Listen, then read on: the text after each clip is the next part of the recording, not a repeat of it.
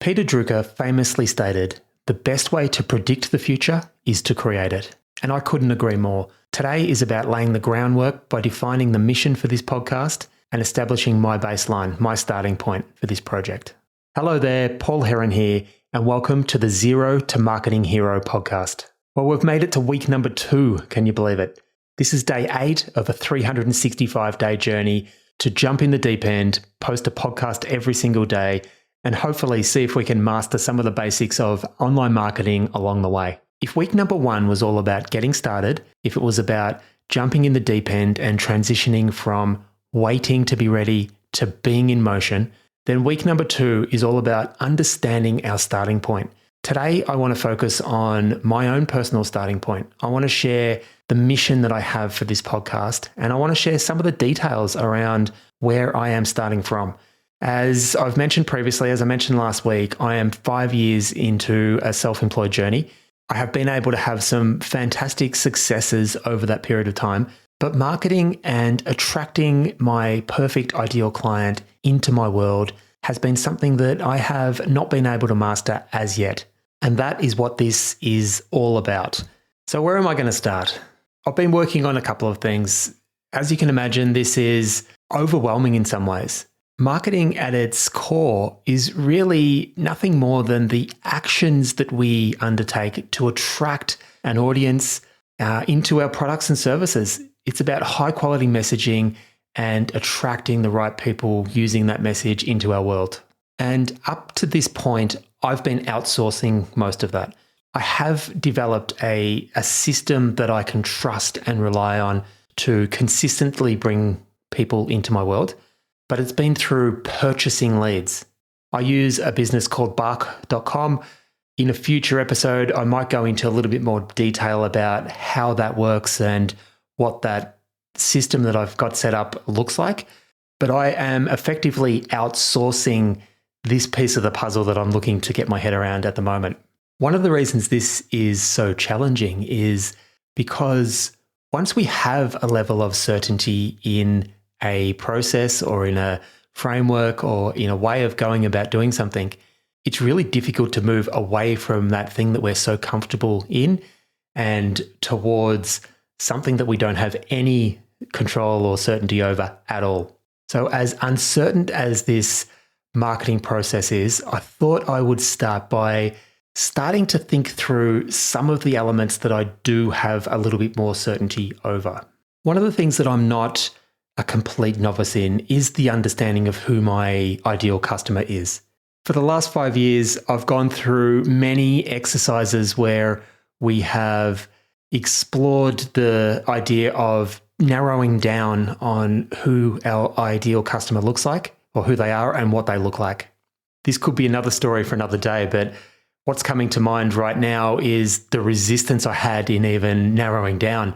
There was always part of me that felt, if I get super specific on this element, it means I'm excluding the rest of the world. And, they were some of the challenges that I've had to overcome. Now, when I think about my ideal client, it is a lot clearer than it's ever been, most likely. I picture someone who is where I was, maybe 5 years ago, maybe thinking about making that move, knowing that they have been in a job too long, knowing that they've got desires and ambitions to live to their full potential, not sure how to go about it, in a place of confusion or overwhelm about how to make things happen. Maybe they have already started a business and are looking for ways to ensure that they're going to be able to thrive and succeed and overcome the internal resistance that they're facing.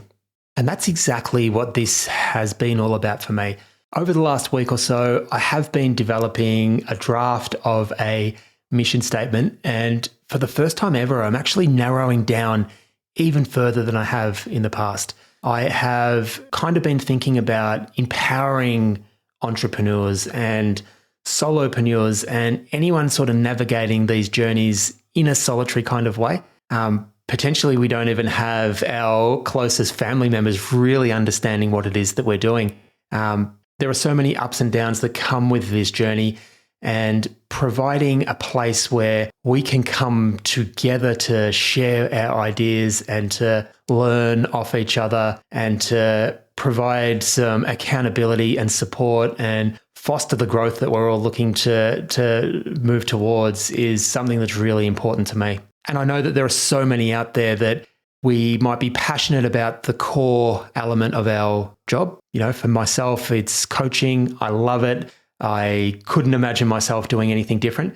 But some of the business side of things, some of the marketing, the sales, they're very different elements that, we just need to be able to find ways to get our heads around to be able to create that successful business that allows us to be able to go off and do the thing that we love doing. So that's going to be the focus this week. It's going to keep coming back to this idea of identifying our baseline. Tomorrow, I want to share exactly where I'm at.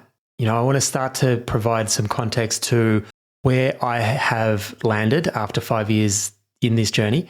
There is an element, of course, of providing a place where people can come together, but there's also an element of I am doing this as part of my journey.